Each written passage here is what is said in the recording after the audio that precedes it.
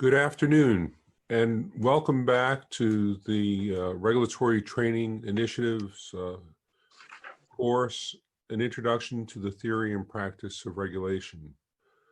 It's been a very interesting 8 weeks for us, participating with you and talking to you about various aspects of regulation. In this class, we're going to talk amongst ourselves as the regulators about what it's like to be a regulator. And amongst ourselves includes you all. So if you have questions as we go along, please let us know, and we'll try to fit them in as we're moving along. And if not, we'll try to answer some of those questions at the end of the session. As you know, I'm Carl Peckman. I'm the director of the National Regulatory Research Institute. With us, we have Diane Munns, and Sue Tierney, who both have given lectures during this course, and we also have Chairman Danner. Actually, everybody except for me on board today is a former commissioner, so we can call them all commissioner. But at any rate, so we'd like to talk about what it's like to be a regulator. We understand that there are many people who are new to the regulatory process here, and hopefully during the past 2 months, you've gotten bitten by the bug of why regulation is what I call endlessly fascinating and the changes in the industry. So we're going to start going around the room and the Zoom room, and just give you an idea of how it was that we came to be a regulator. So Diane, would you like to go first, and then maybe Dave and Sue, and then I'll give my story. Okay, sure. So I'm going to talk about how I became a commissioner. I had been a regulator. I had started my legal career at the commission, so I had been there for some time. Gosh, I think it was over 20 years. In Iowa, we didn't have change in our governor's office very often. In fact, we had 2 governors over 30 years, and they were both Republicans. So there was not a lot of opportunity. So when we got a Democratic governor and there was an opportunity, I put my name in. And I have a friend who was in charge of appointments, and she kept trying to bring my name to the governor's attention, and he did not want to hear it. In fact, at one point she told me, he said, "Do not say her name to me again." But what happened is that they had another person who they had wanted to appoint, became very controversial with the utilities. They had to find a compromise candidate, and that's when my name emerged. And so I think it was serendipity. I don't know how else to say it. And that's how I became a commissioner. Commissioner Danner? Chairman Danner? Yeah, thank you, Carl. My story starts, I think, I was a telecommunications attorney in Washington, D.C. I'm from the Pacific Northwest. I wanted to go back home, so I went back and I got a job with the Washington legislature, the state senate, to be a telecommunications advisor. The committee had some energy jurisdiction. I later became, when Governor Gary Locke was in office, he appointed me to be his telecommunications and energy advisor. Telecommunications being in all caps and energy advisor being, the small letters, because at that time the focus was on telecom. And a year after I was in that job, the California energy crisis hit, and I was on a steep learning curve on energy issues, and I've since found them to be fascinating. When his term was up, he appointed me to the Pollution Controls Hearing Board in Washington, and a year later, the new chair of the commission asked me to come in and be the executive director of the commission. And that's where I served for 7 years. Then I was appointed chair when Governor Inslee came in and took office. And he's now beginning his third term in January, and I'm 2 years into my second term now. Sue? Lucky for you that you got to be appointed by Governor Inslee. That's great. Yeah. I am not a lawyer. My background is that I have a PhD in regional planning that has a lot of economics, but it also has some environmental analysis, financial analysis, a variety of other things. And when I found myself in Massachusetts, my first job was, or one of my first jobs was to work for the state energy office on electric industry issues. So I was the senior economist for electricity. And so I began to certainly know the issues and know some of the players, both in government and in industry and various stakeholder groups. Then I was asked to be the head of the state's Energy Facilities Siting Board, which reviews demand forecasts of electric and gas utilities. It approves supply plans, and then it also reviews proposals to build power plants, transmission lines, and so forth. And so again, I got to know quite a few people. Probably the reason I got asked to be a new commissioner was in Massachusetts, one cannot have more than 2 commissioners from the same party. I grew up in Southern California, which at the time was not, you didn't have partisanship. Boy, that was that back in the day. And I was an independent. And so, I guess some people thought that was a good way to add somebody by a Democratic governor, to add an independent to the commission. And so that's it. So for me, I am the one panelist today who's not a commissioner, who has not been a commissioner. I've always been staff. My career started out as an undergraduate working for a couple of professors programming electric demand models, and then continued my education, and then went to the commission directly out of graduate school. And then it's been one fascinating task after another. So that's how I became a regulator. And so, but let's go around and what has been sort of the most interesting aspect of your work as a regulator, maybe the most interesting challenge that you've had to work on?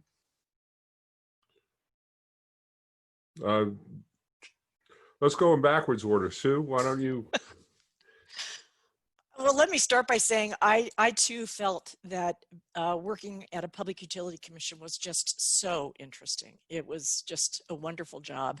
I've had a lot of different kinds of jobs in federal and state government, and I have to say I think this was my favorite job.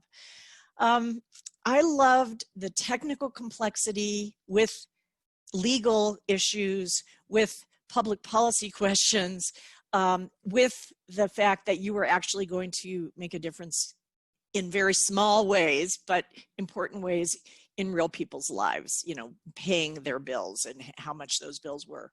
So that was really great. And I'll give you an example of 1 week, and this will date me, I'm sure.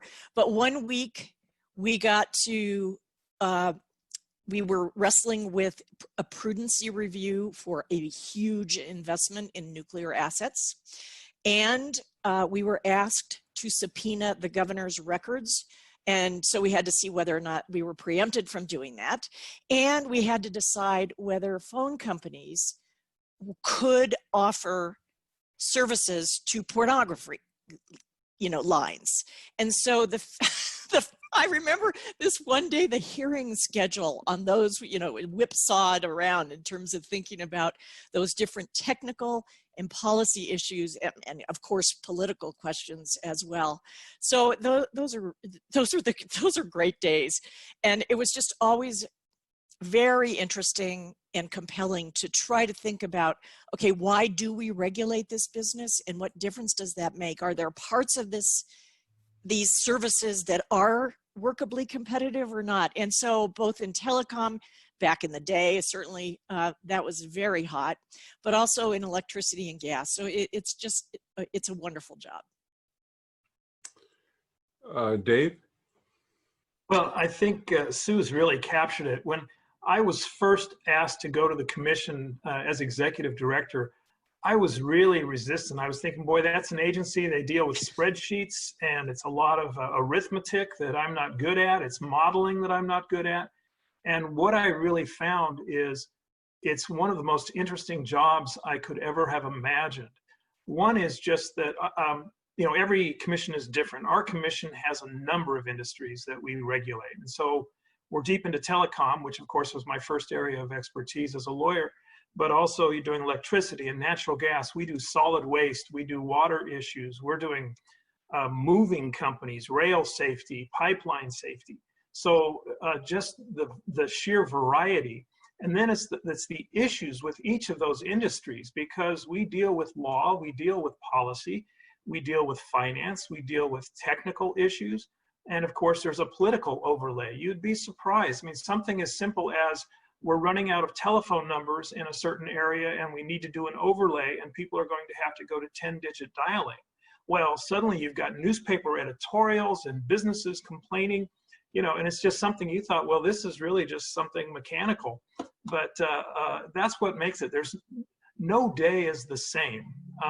And even something as routine as a rate case seeking a 5% rate increase, there are so many issues in it that each require a deep dive. And so if you're intellectually curious, this is the job for you. It's a fascinating place to be. So I just want to echo what Sue said. Diane? Yeah, I don't have a lot to add. I think about when I think about the job, and I've thought about this before, and comparing it to the game, I don't know how many of you have played that game of Tetris where things are falling and you have to turn them to get them into the right slot as they fall. I mean, I felt a lot that regulation was like that. Like, how do I get my mind around that? How does that fit into other things? I can't say that I always had them completely aligned. I wish I had, but it's like a puzzle, and it's the most interesting puzzle to try to figure out how these things come together and what you should do with that information. I will echo that I've had some different jobs, and this was by far the most fun job that I had. If you get an opportunity to do it, being a commissioner is a very, very interesting, fun job. I will say that the most interesting things I did were maybe later on. We put together the first regional state committee, and we did it, the organization of MISO states, and we did it cooperatively with other commissioners. That was really fun to do, and really interesting on how do you put that together in a way that, how do you fund it? How do you do resource sharing, joint decision making, that kind of thing. That was interesting. And when I was president of NRRI, I worked on the National Action Plan for Energy Efficiency, which was just extremely rewarding in getting information out to the states so they could jumpstart energy efficiency programs. So for me, there's been a lot of interesting things. As we were going through here, I probably thought of 10 different ones that I could have talked about, but let me just tell you about one, which was coming up with the methods and estimating avoided costs in New York, which involved not only a very technical process where we're using production costing models, and we had to, at that point, develop our own accounting computer models because many of these things just weren't available. At the same time, we were looking at alternative processes and beginning to start using mediation and negotiation. So it was a combination of being a mediator and a technical person at the same time. And I don't know very many places where you can do that. It was very rewarding, but it was very interesting. And again, there's a long list, and I can answer some of the other parts of the list in terms of what's the most challenging issue that you've dealt with. So let's start from the middle. Dave. The most challenging issue, it's probably whatever the issue is today. We're in Washington State, we're going through some big changes. I think, historically, I think that people who were regulators 40 years ago in some ways had it easy. Maybe I'm wrong on that, but you had basically technology didn't change that much. Load increased quite regularly, so and predictably, and so rate cases didn't have a lot of the complexities that they may have now. In our state, we're going through the implementation of a law that says that our utilities have to be off coal by 2025, carbon neutral, net carbon neutral by 2030, and totally carbon free by 2045. So this is a huge transition, and we're going through the rulemakings right now to implement that. And the law was written without precision, so every sentence of that law requires us to issue an order interpreting it. And so it's that kind of thing. I think what is it that's is challenging? It's that there's so much change. There's change in technology. There's change in business models. There's changes in consumer expectations.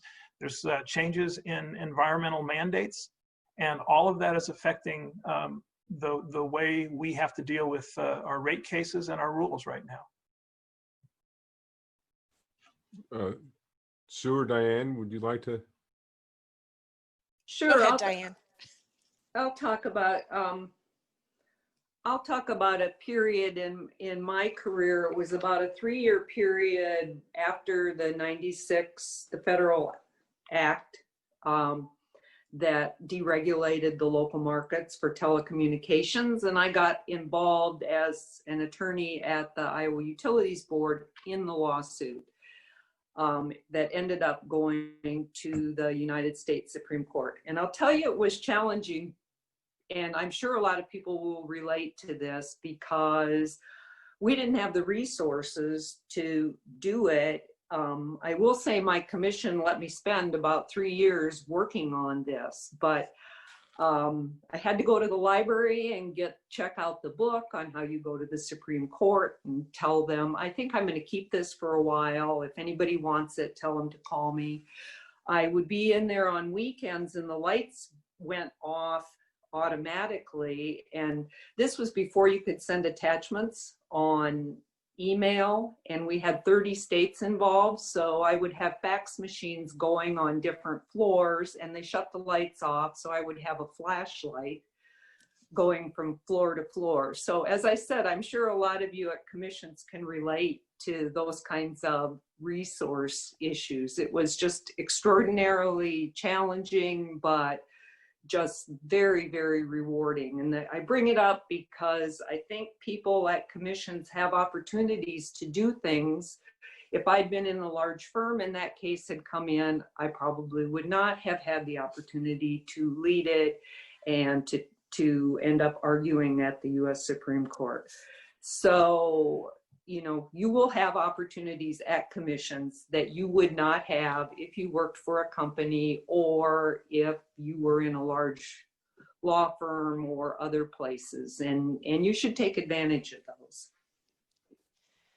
Well, I never have argued before the Supreme Court, so that's pretty impressive. That's very cool. And David, I agree that it was easier back in the day.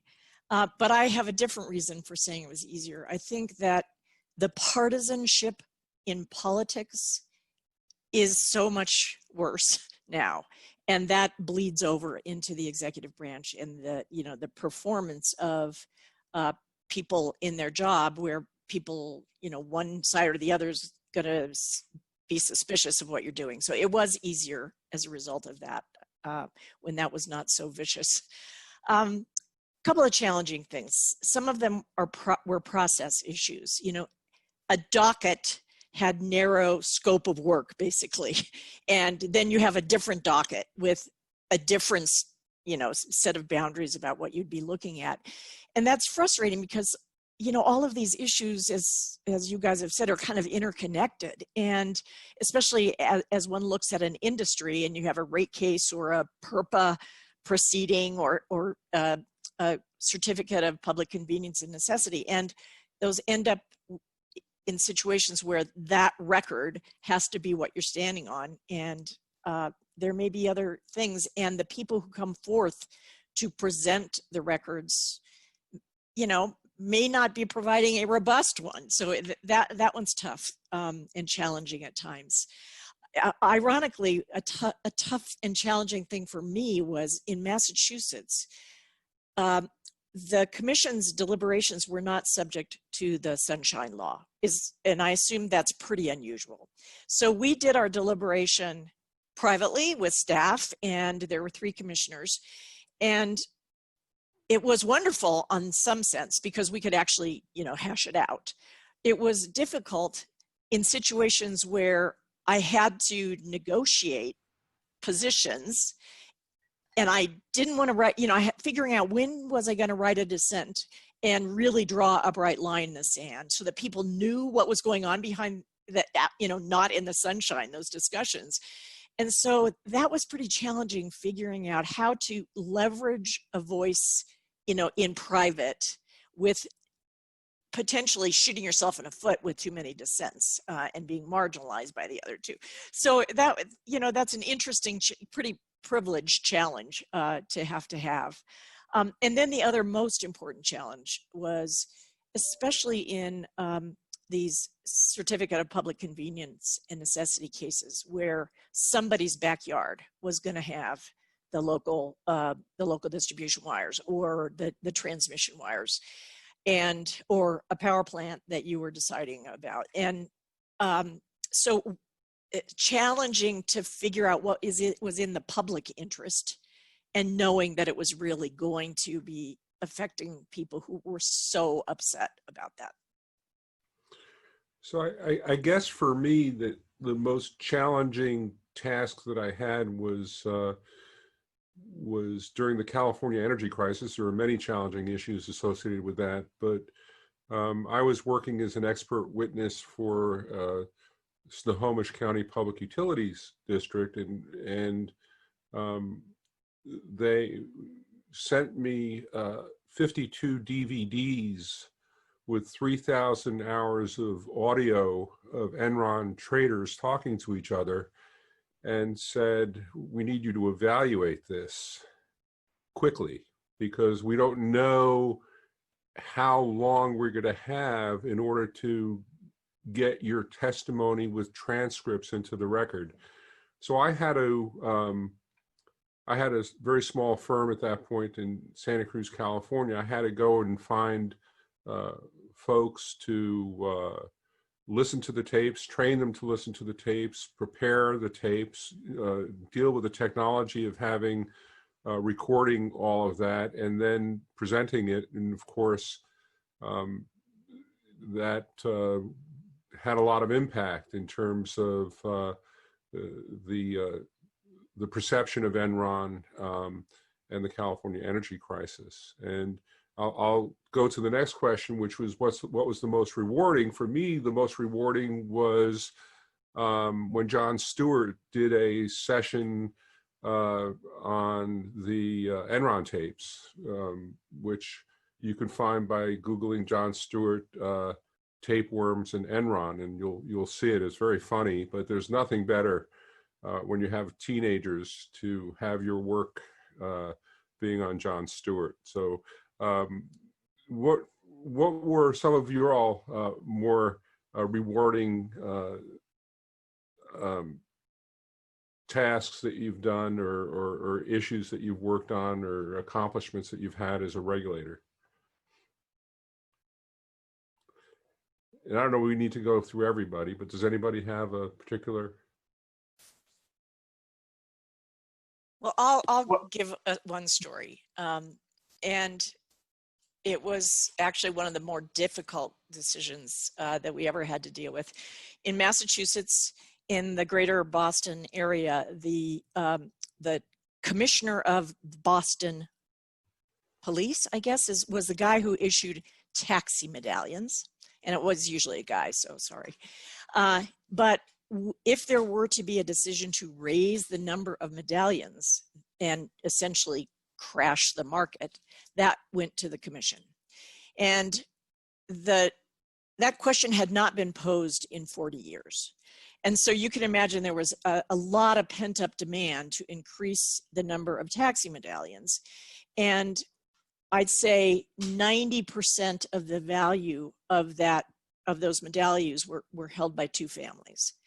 And the drivers, of course, typically did not own the taxis, but they had to pay rent, and they were afraid that if you added more taxis into the fleet, their income would go down. I was afraid that we were going to be found in the Charles River with cement shoes, because you could look out in the audience and know exactly those two families, what was going to happen to their wealth, basically. And yet knowing that there was such a demand for adding taxis in the city. So we unleashed the market. We said there's no set number, whatever the market will bear. And I'm alive today, and that's a great thing, because I was actually pretty afraid. So that's what's rewarding, to feel like I was trying to do something good, even though I could have gotten killed. Diane, is that the way things are done out in Iowa? Oh, yeah. Well, I will talk about, just for a second, we had two utilities that had merged. We went through a period of time when I started in regulation, we had 11 electric utilities, and they all started with the name Iowa, and they merged and merged and merged. And we had two utilities that had merged.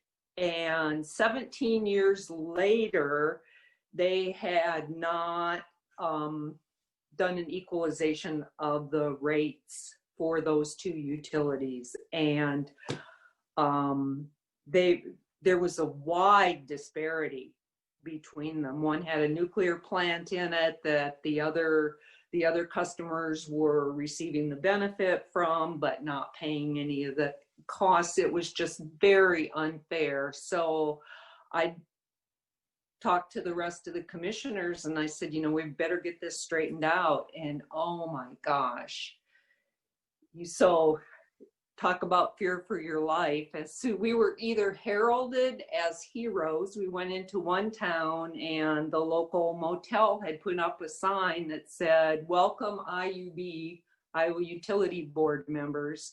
And others ones you went to during public hearings, and you were a pariah. You were afraid that you wouldn't get out of there.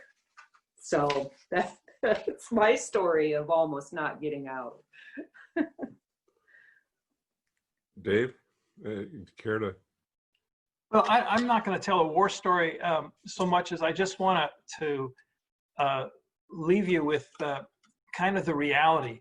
When you are a regulator, you're basically, you have to weigh all of the arguments in front of you.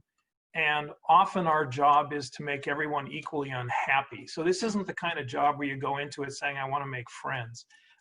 You go into a rate case and the company says, I want a return on equity of 10.5, and the public counsel says, no, it should be 7.2. And when you're done, what I find really satisfying is when everybody holds their nose and says, okay, I'm not happy, but I can live with that. And that's really the best you can do in this job. So in terms of getting a job like this to make friends, you're better off getting a dog. That this is not the job for that.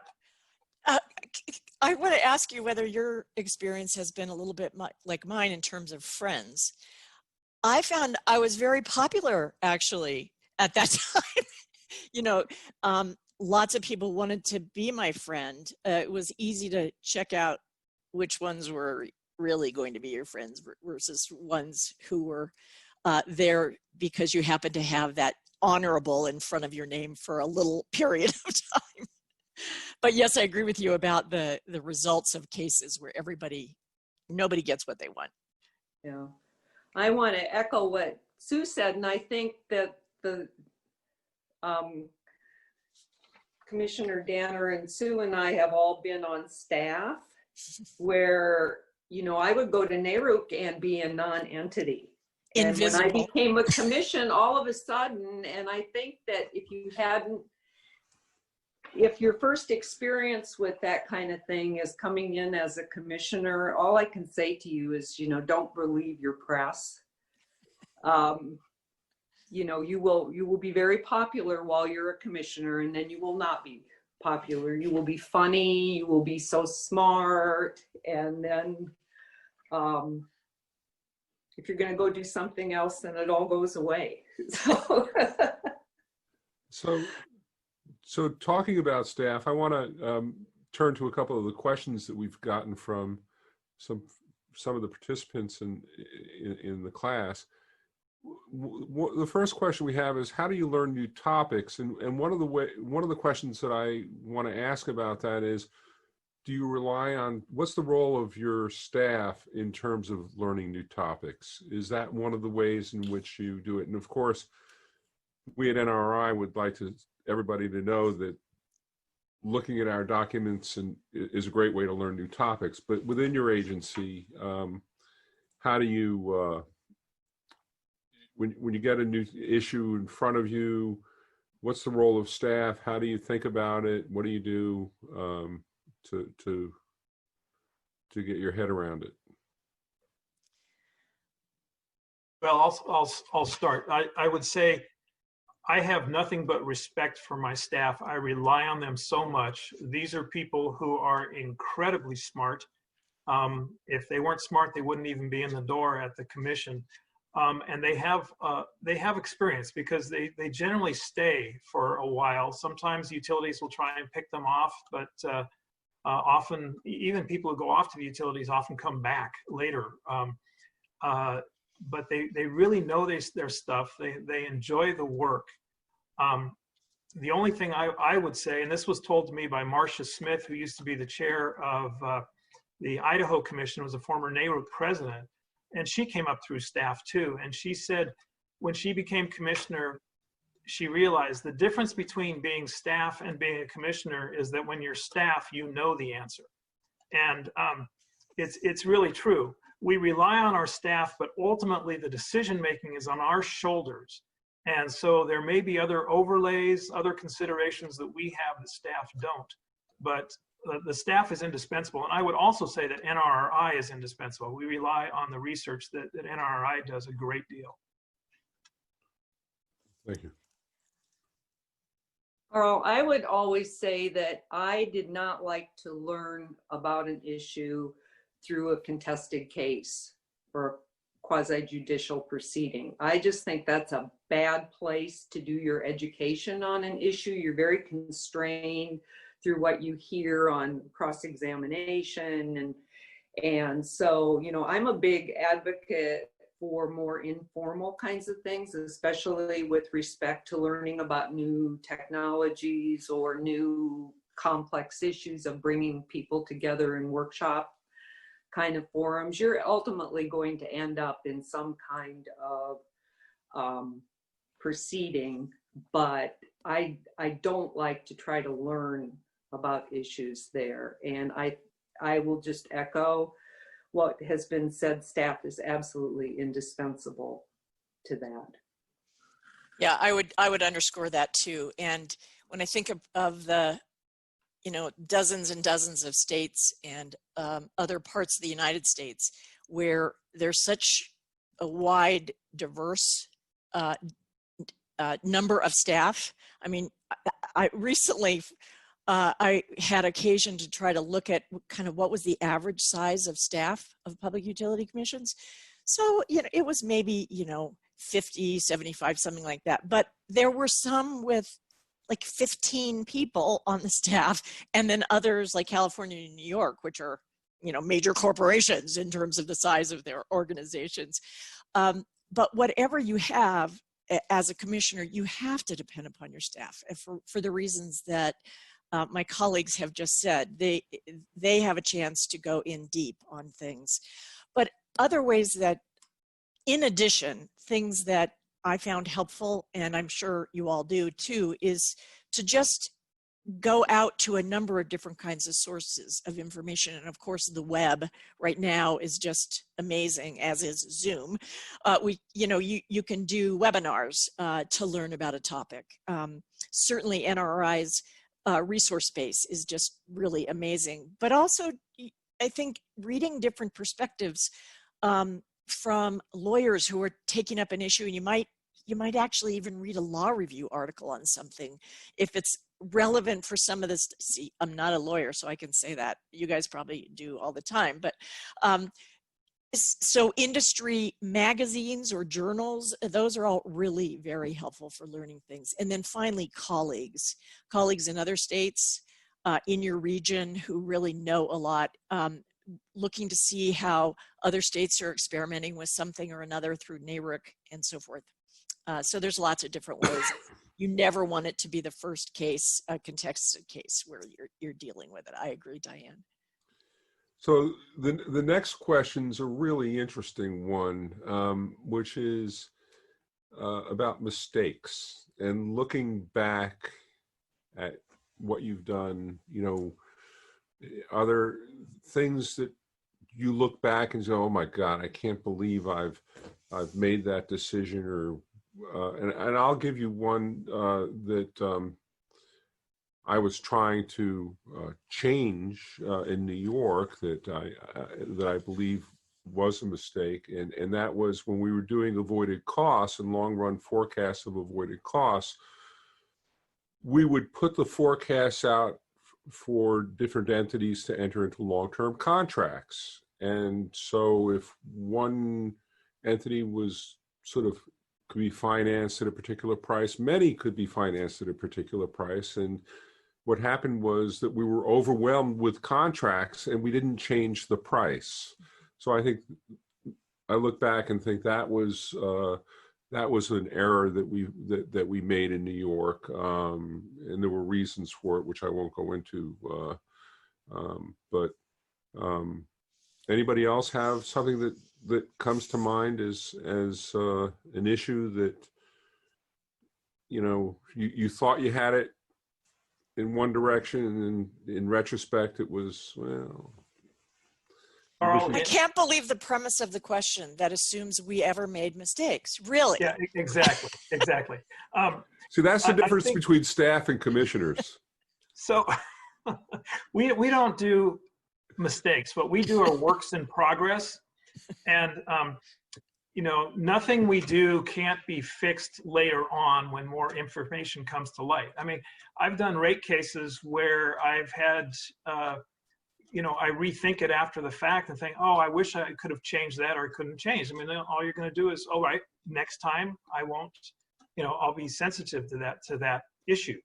And that's experience, that's learning, but it's also, when you're sometimes pressed for time and you don't have the opportunity to do more research, sometimes it's because the record is constrained in a case and you don't have the information. But again, we don't make mistakes. We only do works in progress. I think, wow, what a question.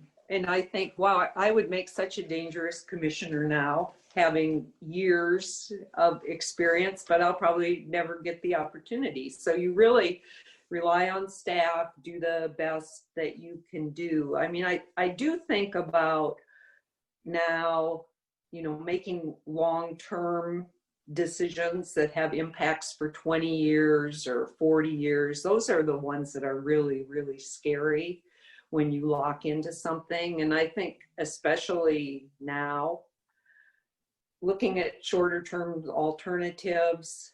I mean, I'm so old that I approve coal plants.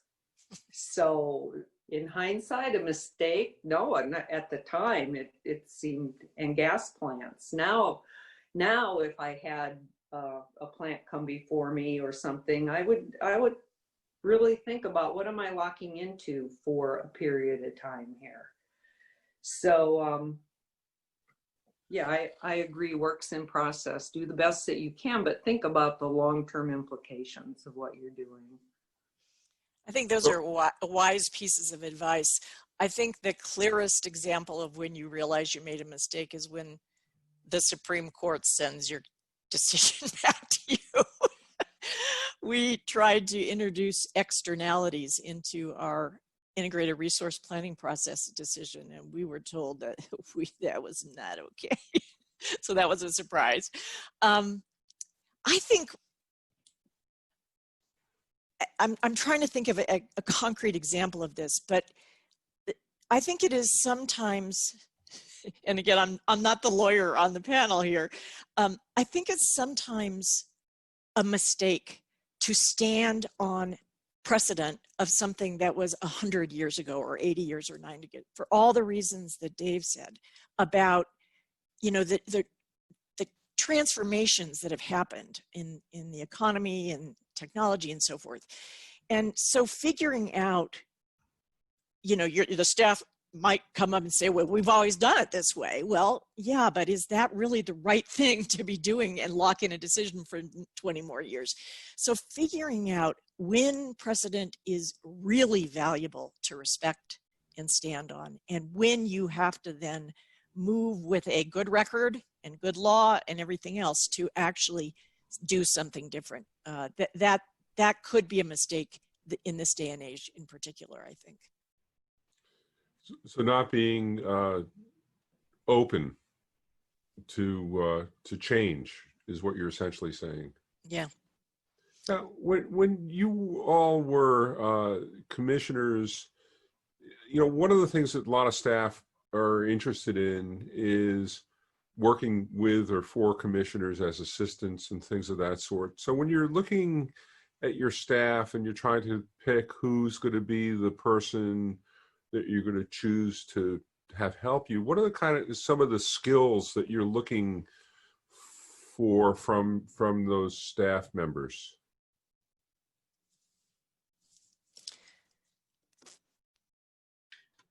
So in Washington, the way we've structured it is we have a policy team that the word policy just means they're on our side of an ex parte wall and can advise us on the issues that we have. And then we have a regulatory staff that actually are a separate party in our adjudications. And so we have an ex parte wall between them. But in all of them, I'm looking for the same thing. I want a combination of people who can see the big picture, but can also dive down on the details. And ultimately, you know, often it comes down to, okay, follow the money. You know, let's do a really good analysis here and see what really is the issue. But you know, what makes a successful staff member is an ability to synthesize the details, think of the big picture, and then communicate them well to the commissioners. And so while our team serves all three of our commissioners, and I'm very lucky that we have three commissioners who get along really well and work well as a team, you know, those are the things we're looking for. And I'm very, very fortunate that I've got a very strong team. I would say that's exactly right on. Both attentive to detail and then being able to spot issues and help you make sound choices on policy calls. Good communicators, good in one's own discipline. So, you know, accounting or engineering or law or economics or environmental analysis, but also respecting that there are also those other angles that it's not just about economics, and it's not just, or nor is it just about accounting or something. So that team spirit is really important. Knowing your own compass, but recognizing that other people have theirs as well. Diane, do you want to, any thoughts? I'm not sure I could say anything any smarter than the two of them have already said. That was really, really well said. I worked at a commission where we didn't have our own advisors, so that cross-disciplinary approach to things was extraordinarily important. I mean, what you're doing is not just mechanical. And I would always tell people, you know, just routine filings. We got a lot of routine filings, but I would say to people, you're not just checking the math on those filings. You're looking at them to see if you can do any trending out of that. What's happening with those prices or whatever the filing is that gives you information about what's happening in the industry. So don't just take a mechanical approach. I need to check this and make sure the math is right. Your job is much more important than that. So is it your sense that for a staff member, it pays to kind of move around in different positions within a commission? You know, maybe move different offices, don't only work on the electric, work on gas, work on, if you're an engineer, work on, are there rotations in the various commissions that you have where folks can learn new skills? Is that a valuable thing? It's probably a valuable thing. From my experience, people didn't do that. And I don't know if that was unfortunate, because people stayed in one of their utility silos, basically. But they might have had different jobs within that area. You know, sometimes more policies, sometimes rates. So getting a balance between a lot of depth of your work, but also seeing those different angles, I think is helpful. And I stepped on your toes, Mr. Chairman. No, you didn't.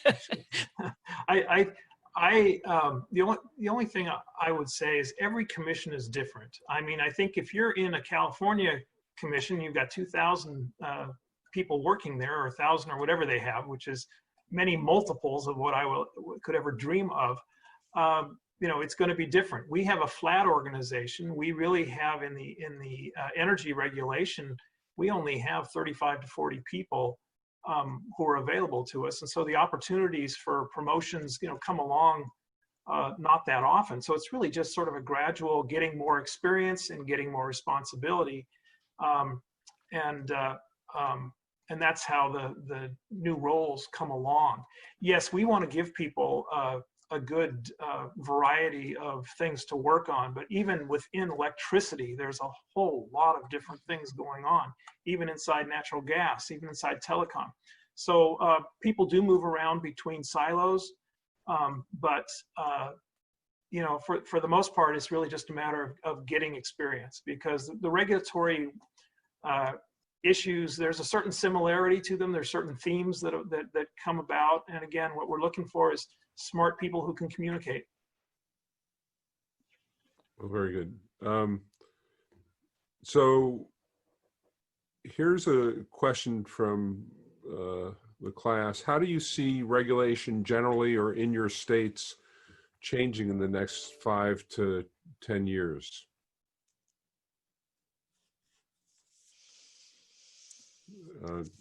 Dave, do you want to?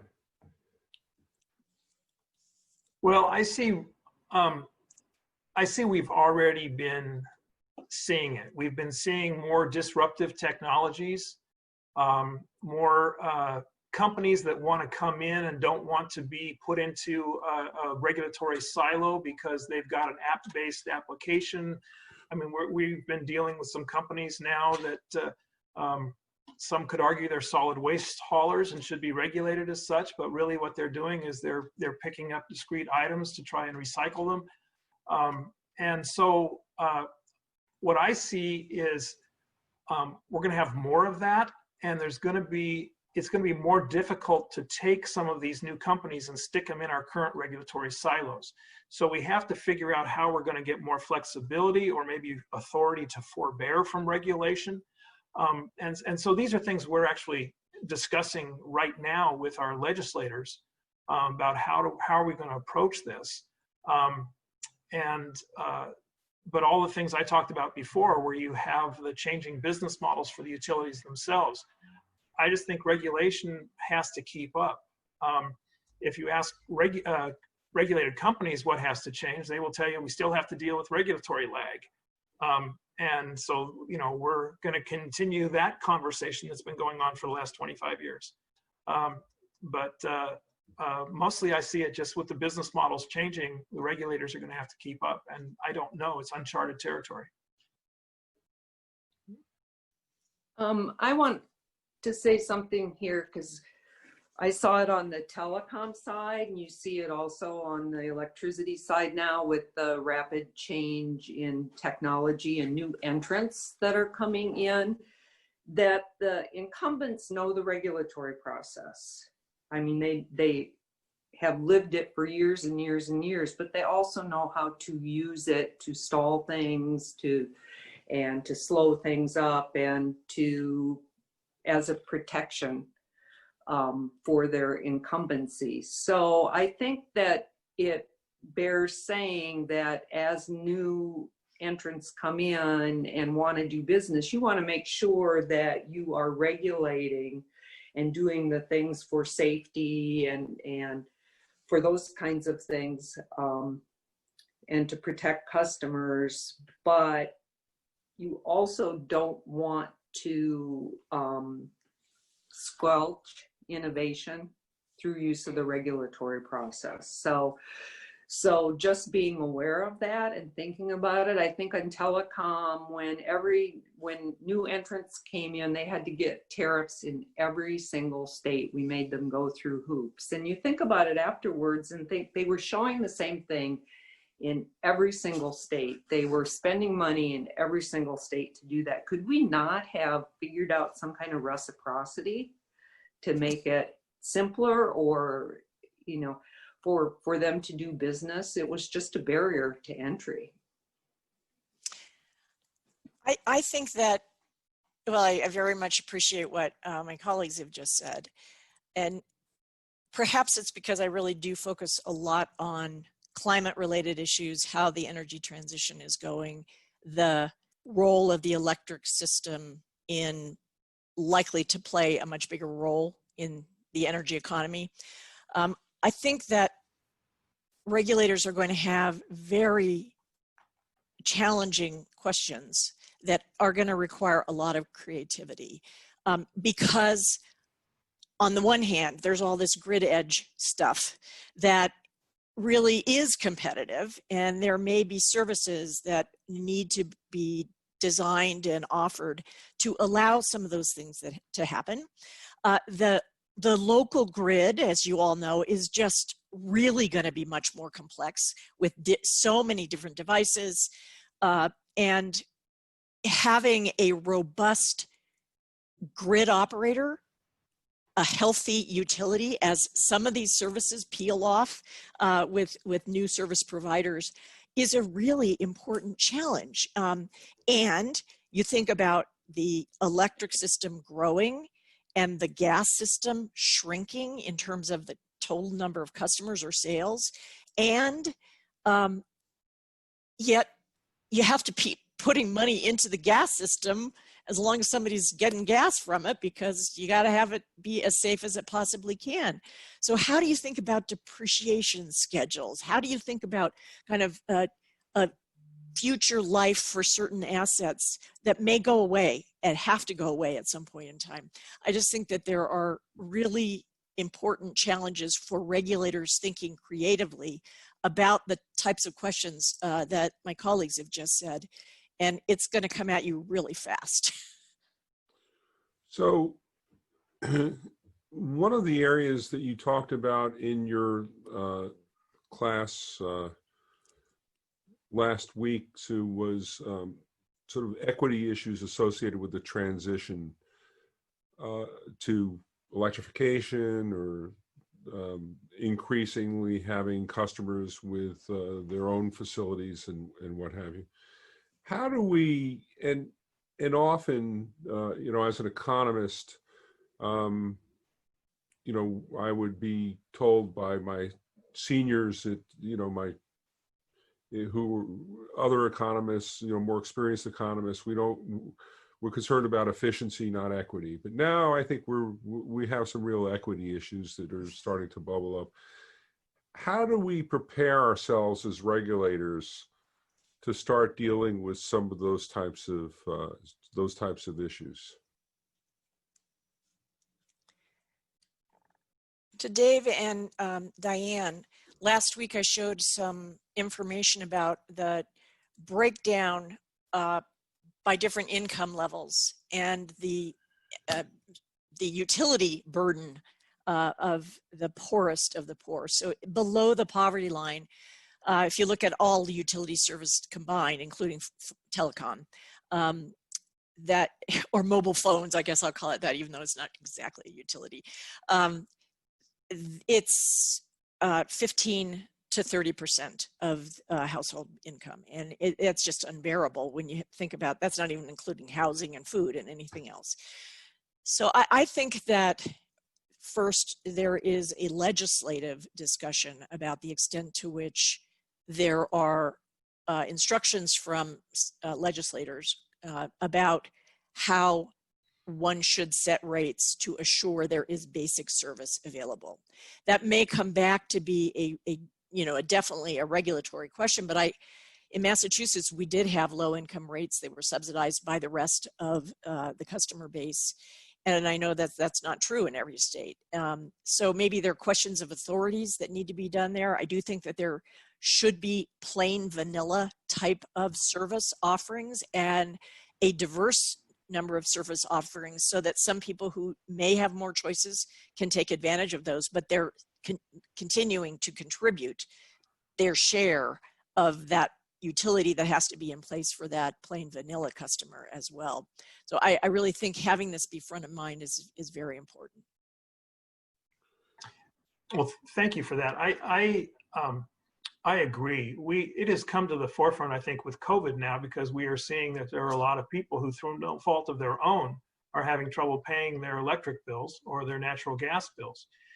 In our state, we actually have a state statute that says we cannot have discriminatory prices. And so we can't have the kind of rates that you would have for low income. Now, that's something that is going to have to be a legislative conversation, because I think that there has to be some relief, at least in the short term. But I think even going longer, we have low income programs, but they don't go anywhere near meeting the need that is out there right now. But that's one form of addressing social equity, but it comes elsewhere. Facility siting, why does it go in that neighborhood and not the other neighborhood? We're doing rate basing of electric vehicle charging stations. How do you make sure that that reaches people who can't afford an electric car right now, but nonetheless, are there ways that we can make sure that that benefits of those folks? It really has to be baked into every decision we make. I was interested to see California actually has a law that lists the considerations that their commission has to have, and it includes economic development, environmental, health and safety, and social justice. And that is something that whether we have it in law or not, I think I'm trying to get that into the DNA of our commission so that we're thinking about that with every decision that we make. And I think it's difficult to get some of those communities involved in your proceedings. Proceedings are not always easy to engage in. It costs money to do it. So doing outreach to even understand what these equity issues are, I think it is something to think about. I do think about, doing pilots. When you think about the burden of things, a lot of new technology, as we know, first movers are often get a lot of benefits, and they're often people who have money to do that. So, you know, I've been really interested in watching these community solar facilities and those kinds of things, and talking about those equity issues and getting that opportunity to participate out to those communities, and not just a first mover and opportunity kind of thing. You have to go through those first movers if you're going to commercialize new technology, but you know, the burden of it can't always go to those least able to take advantage of it. Well, we've come to the top of the hour, and I want to tell you all how much I appreciate your participation today, and it's been a great panel, and I want to let everybody in the audience know how much we appreciate, or in the class, how much we appreciate your participation. This is the first class in the Regulatory Training Initiative. We are developing other classes. They'll be rolled out fairly soon. We'll be giving you information on that. When you signed up, we know where you are, and we're going to make sure that you get that information. We will be sending out in the next couple of days a questionnaire. Please fill it out. Let us know what you thought. This is our first course, and we're learning as we go along. So everybody on the panel today and in the class, thank you, thank you, thank you. And please be careful and safe, COVID safe, and so that we can have you participating in our classes in the future. Thank you very much. Have a good afternoon.